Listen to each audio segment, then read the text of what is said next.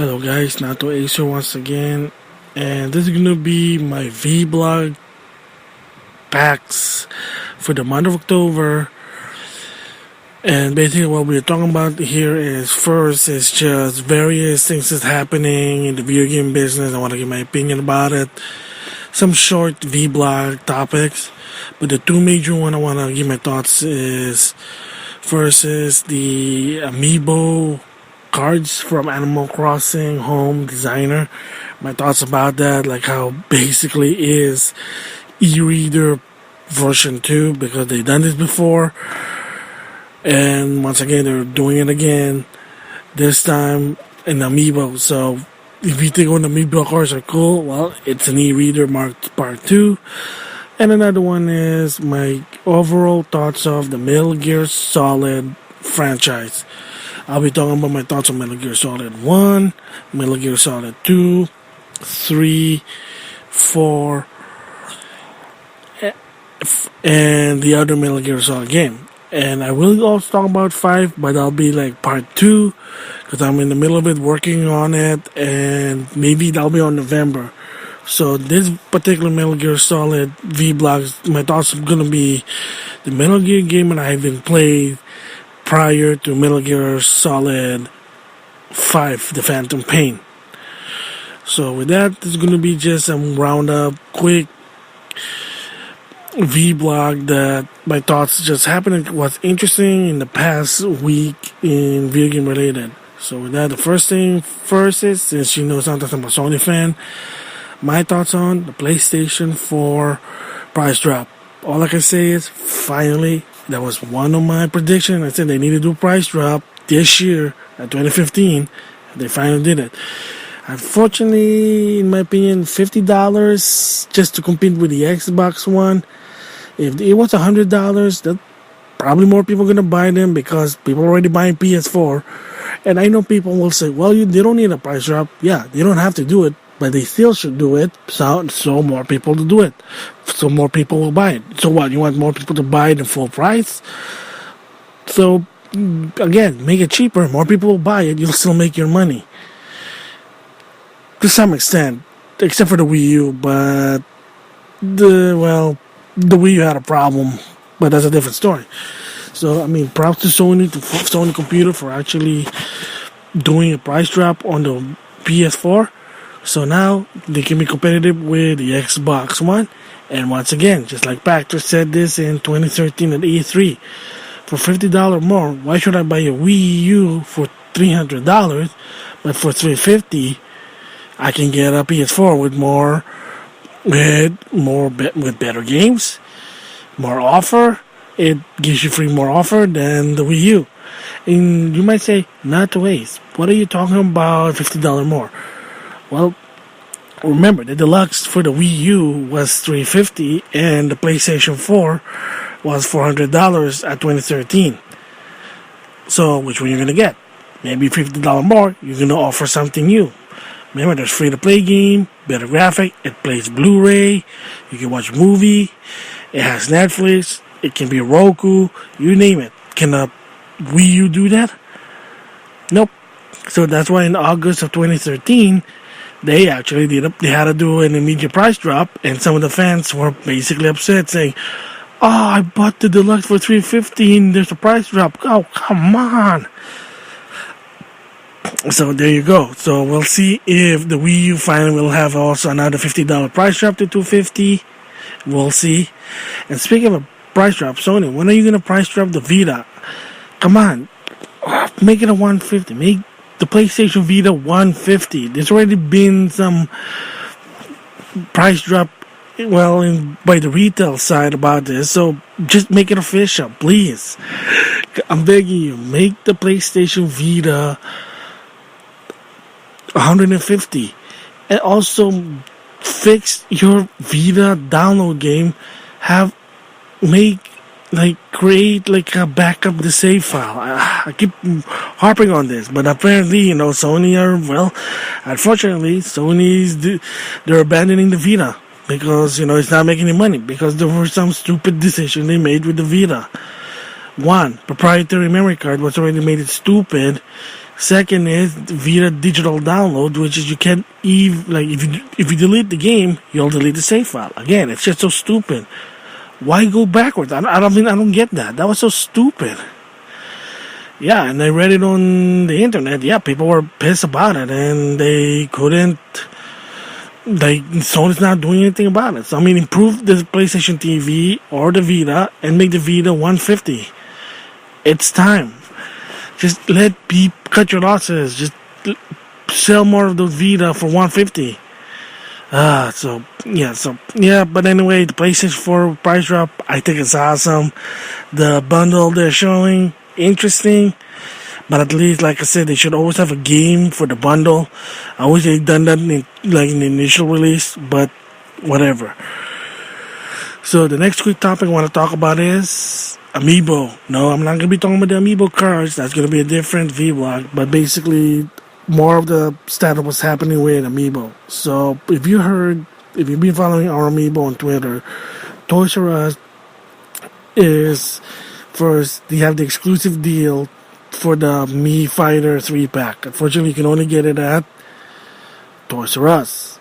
Second is, speaking of restock, yeah, if you notice one of my videos on my main channel, like when it's like 2 days later after when it went there for the restock, yeah, they had restock more. And apparently people are reporting that they're still getting more restock. There's now Marts, Captain Falcon, Fox, Lucario, Green Ninja, Shulk, Little Mac, Dark Bits.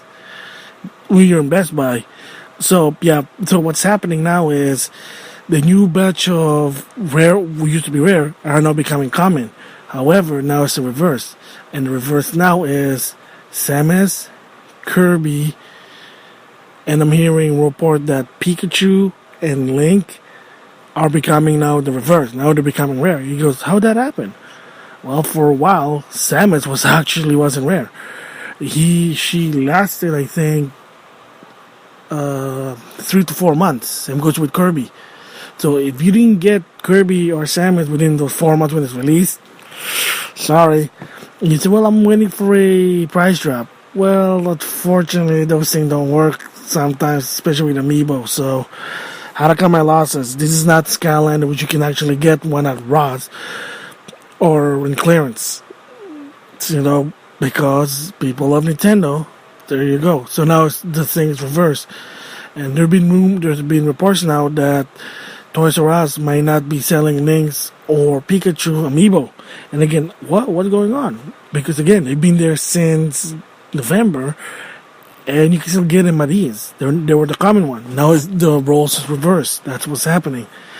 And I wouldn't be surprised if the Super Mario line, they're going to stop manufacturing them because people already met the demand. The supply met the demand. The demand met the supply. That's what I mean. And people are not really buying them because, one, they look so generic. Two, if you have the Smash Brother, it's the same thing. Unless you want to play Mario Party, then yeah, go grab a Mario figure and there you go. I mean, unless they bring back Gold Mario. Excuse me, which is kind of stupid. It was a Walmart exclusive to begin with. That was flipping stupid. So anyway, yeah, so the Amiibo is getting better. So again, fortunately, or unfortunately, it depends. Toys R Us has the Me Fighter 3-pack. And another one is the restock exclusive is Villager. So if you want to get Villager and you missed it the first time, here's your chance. It's at Toys R Us. And they have enough because it depends on the situation. Unfortunate or unfortunately, some Toys R Us, let's just say they were breaking street dates and people were able to get Villager because the story really is, it's a little confusing. It was supposed to be sold like the week after the other one been restocked, but the upper management said, let's hold it until when Amiibo Festival comes out, which is the 13th of November. So they just said, well, why not release it for the same week on a Sunday, November the 8th, for Villager. That's why they're trying to sell the Animal Crossing board game for $60. Well, the thing is, you get 2 Amiibo, 3 cards. for 2 Amiibo, that's like $13. So $26 plus the card. They're like $1 each, so it's $3.29, and the game. So it's $30. I guess the game's probably $30, but then some reports said that Amiibo Festival could be also free to play. So, free to download, let's just say that, just get an Amiibo. We'll see. Let's see how it goes, but that's a different story. Yeah, but unfortunately also with, just like the Mii Fighter, there were some Toys R Us were breaking street date with Villager, and people were able to get him. So, is that good news, bad news? Well, it depends on perspective, but it is kind of dangerous.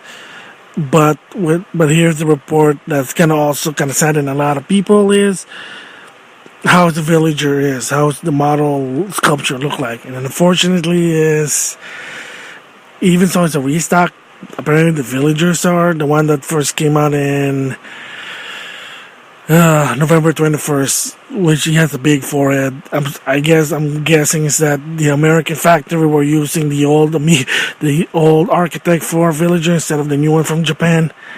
So I don't know, but I think the Villager is the one from the first print.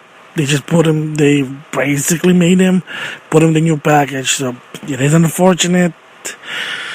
If you are the person who's like, oh my god, it has the big forehead Villager, that's what it is. But it is dangerous that, yeah, some Toys R Us are selling Villager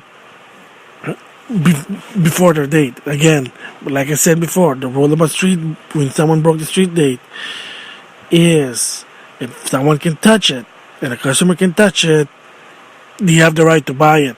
People just don't push that rule, because imagine if you're in the same situation, how would you feel?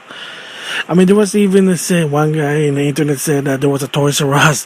They displayed it, said, "Oh, coming this November, you can get this," teasing them, kind of like a jerky move. Don't do that, Toys R Us. But again, whatever.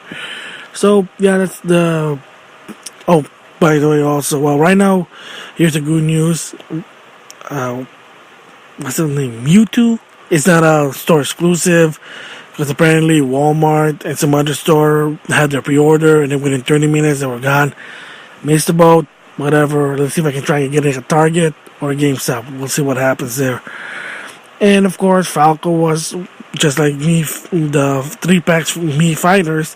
Falco is the Best Buy exclusive, but the good news is, from what I heard, is that it's easy to pre-order him. So I pre-ordered mine. No surprise there, but a lot of people said that as of right now, the pre-order, I think, is still up. I could be wrong by the time this video been uploaded, but we'll see. So again, is it getting better to getting Amiibo? Yeah. So they're finally making up the problem, but it's still not there yet. Probably 2016. Because also another one people were reporting is that the Yarn Yoshi, the pink and blue one. Some say that people go into store and just say, oh, well, there's still a blue Yoshi, Yarn Yoshi, and pink one. Well, two main reasons really is, one, it's $17 for those yarn thing. Come on, that's too expensive, in my opinion. And two, not everybody care about the yarn thing. I know some people do. And for me, not really much. I mean, the game looks good, but again, it's casual. It looks like it's meant for kids. Nothing personal. And the feature for that Amiibo is really it's weird. It's basically scanning it to have double cherry power. I don't get it. So that's why I didn't get one. Wasn't interested with Amiibo. Yarn Yoshi. Heck, I didn't even care about the cards. I just decided to buy some to see, and I already got. And you see one of my video, I got a double. So Nintendo, screw you. Alright, so another great topic that I really want to talk about here is, well, yeah, I forgot. I had it in my head. Oh, yeah, I guess I can say about SoCal Region for the fighting game community. Yeah, that was an interesting. If you didn't know, there was a big main event, and it actually was at SoCal Region, their first premiere, because I'm from SoCal. So yay, SoCal, finally. There's a big tournament representing Southern California. And it was actually on basically city next to mine, Ontario, California. Woohoo! Yeah, well, I didn't go there. Maybe I should have, but well, I'm not really into I like fighting games, but I'm not part of the FGC scene, like I always say. But it's just interesting that a popular community is on SoCal. Woohoo! So I mean, it was interesting. Bochan won, so I mean, some good ones, good people, and I saw Momochi actually attending there. Let's see who else. He was the 2015 Evo winner. Who else? Snake Eye, the Zangief, and of course the tournament organizer Alex Valley, Cali Power. He runs a show called Level Up. He used to work with Super Arcade until Super Arcade had to move, and now they're trying to get a new arcade venue. So yeah, it's interesting. So again, Alex Valley, nice. You did a good job. SoCal representative, awesome. And speaking of FGC, this is the one that actually I'm interested to talk about here. Is so at one point I was watching Capcom talk with Mac Ross. Yes, like, why am I watching that if you're not into the FGC? Well, I guess I was bored and I got nothing to watch. I don't know why. And one of the guy asked a question at the show was, which character for Street Fighter 3 4 you want to see for Street Fighter 5? And the guest for there actually was Gotex, Ryan Gutierrez, Gotex, and one of the 20 player, 801 Strider. He's an able player.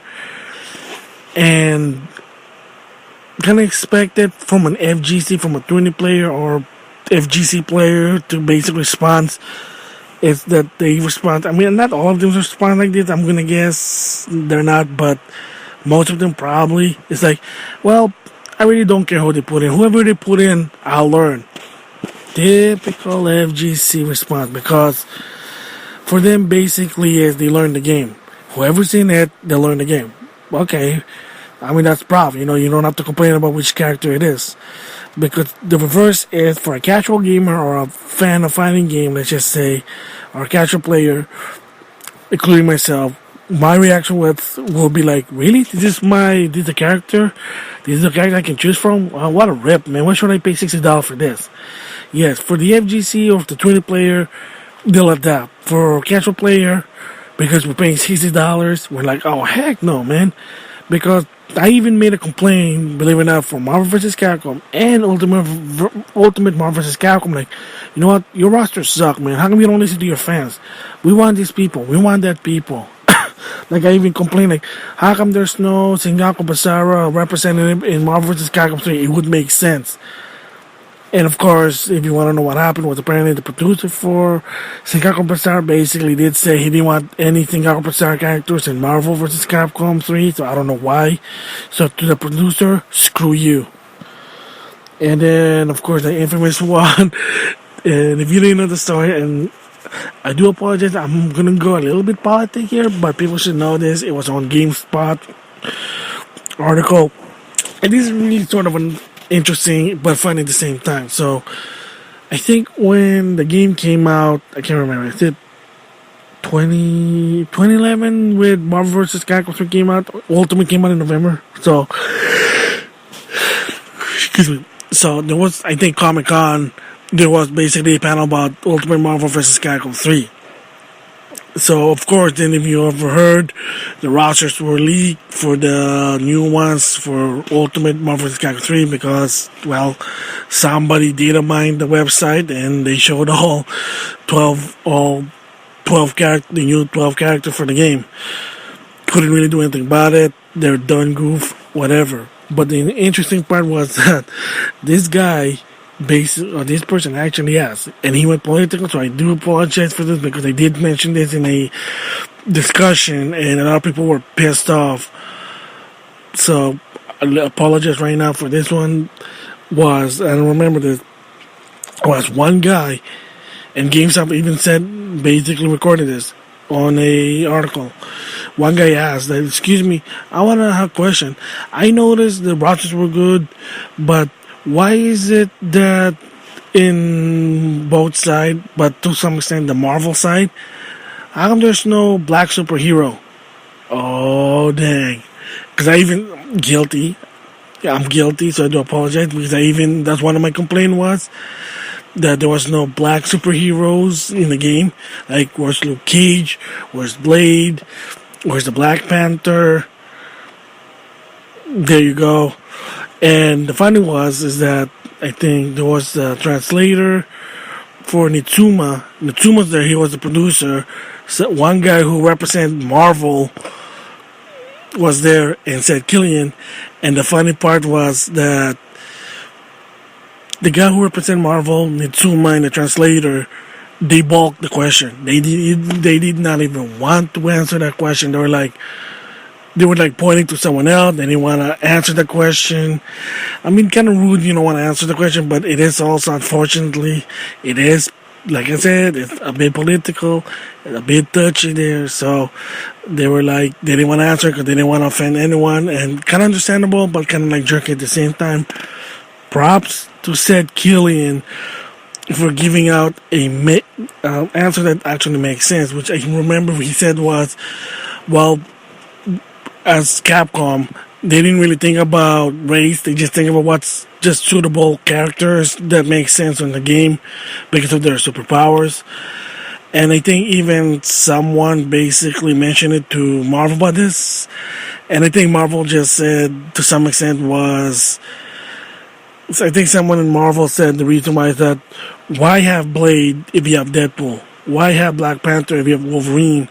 And why put in Luke Cage if you have the Hulk? Because they have the same powers. But also the rumor was that in the Marvel side, the characters that they were in the game were supposed to be promoting the movie, the Marvel movie, the Avenger, then Ghost Rider, the X-Men, Spider-Man, you name it. That's why they were there. Yep, but yeah, there were like a lot of like cluster mess stuff that happened, and I think even there was even a rumor that after a while, Nitsuma was kind of surprised, like, wow, I can't believe that race is sort of a factor in a video game. I mean, should it be or not? Well, you decide. That's your choice. But yeah, I remember that. I was like, but the bottom line I'm trying to say here is that, yes, the FGC, they're not probably going to care who's the characters in it because they're going to learn that's all about. That's what their mentality is. Casual players like, oh, such and such character's not there. This kind of suck. I mean, yeah, because at one point people were mad that Super Smash Brothers Brawl sucked. Why Mega Man's not in it? Which again, the story was at Brawl that Mega Man was supposed to be in it. Even KG gave it the okay, but Capcom basically said no. I probably can talk about it in the long run about that one, but yeah. So it was interesting that, yeah, like I said, a typical FGC, they'll say, oh, we don't care because we have to learn the game. That's always been how they work. That's how their mentality is. Casual players like, oh man, Sean's not in the game. This game sucks. Or Alex is not in the game. Man, you ruined Street Fighter 5. And for me right now, somewhere in the middle, but yeah, Ken and Ryu, of course you gotta put him there. But yeah, like some characters wouldn't be there, like, oh, that sucks, let's see. I can't think of anything right now because when I play Street Fighter, I only play Ken and Ryu. Sorry, that's just me. I mean, the roster for Street Fighter 4 was already awesome, so, but anyway, you get the idea. So that was actually interesting that when it comes to the FGC mentality, it's like, oh, we don't care, we'll learn it, versus a casual player who just want to play their favorite character. They're probably going to say, oh, this sucks, this character's not here, that character's not there. Oh, you have a clone character, really? So, kind of interesting, just wanted to give my thoughts about that. So anyway, those are my quick roundup thoughts. And so the next one is going to be my thoughts on the Amiibo cards, the Animal Crossing Home Decor Amiibo cards.